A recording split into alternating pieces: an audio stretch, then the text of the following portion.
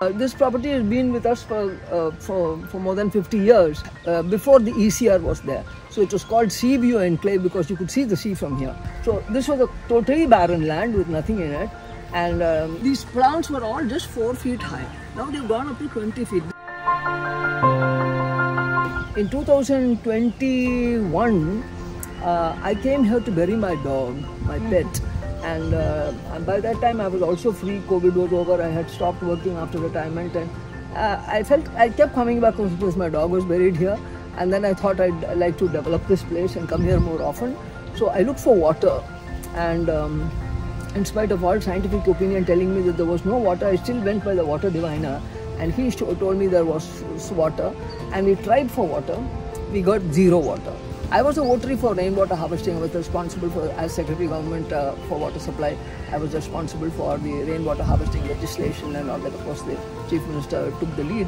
But I thought then I must put into action things that I had talked about while in service. And people used to tell me, you are getting a salary and you can talk all these things. We are doing it out of our own resources.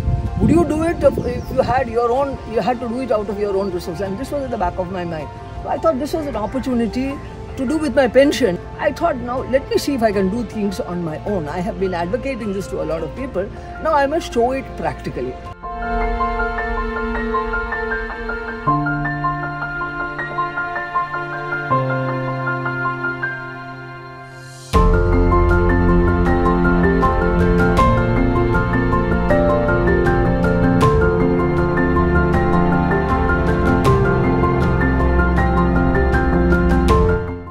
And we decided, what shall we do to harvest water into this property?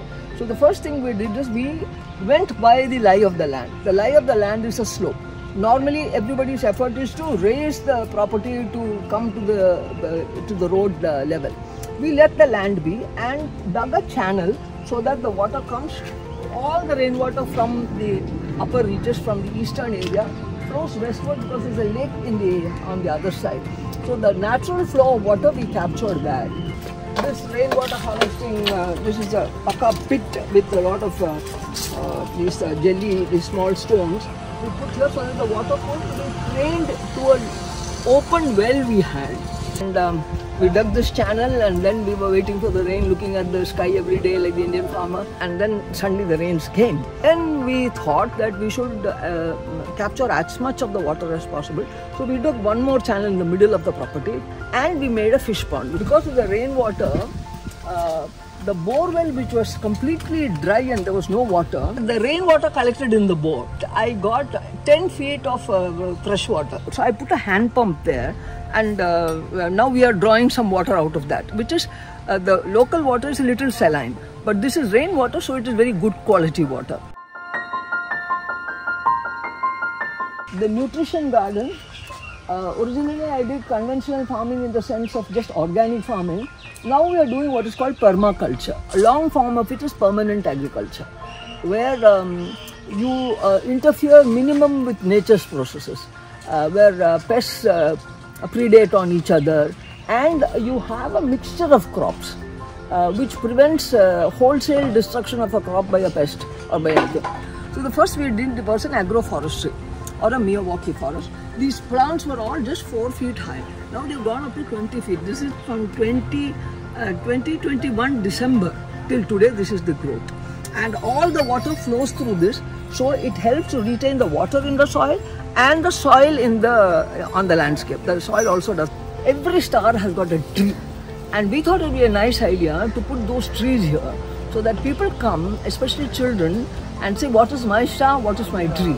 And that will be a nice bonding for people to connect. These are the herbal garden. We have got 23 varieties of herb. All the names are in Tamil, and we have tried to identify some sickness which can be cured by some of these herbs. This mushroom is absolutely non-chemical and a vegan mushroom. It's a non-animal protein.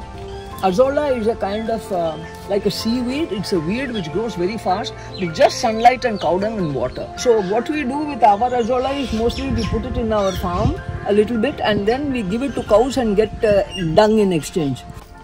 The earthworms are the farmer's best friend, as you know. So we give them enough feed for them to digest it and make it into a compost.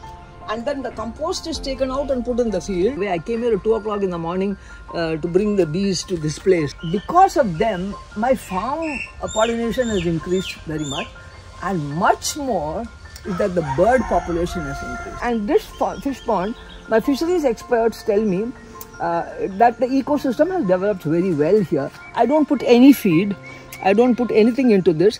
He says if you don't see fish coming up on top, it means that there is enough food and enough oxygen right through the system. This is our own creation. This is far more beautiful than any Paka building could have been. And I have a solar light outside which has a battery which produces this light. So this is a solar powered light which will come on during the day. The solar light outside comes on only during the night when it gets dark.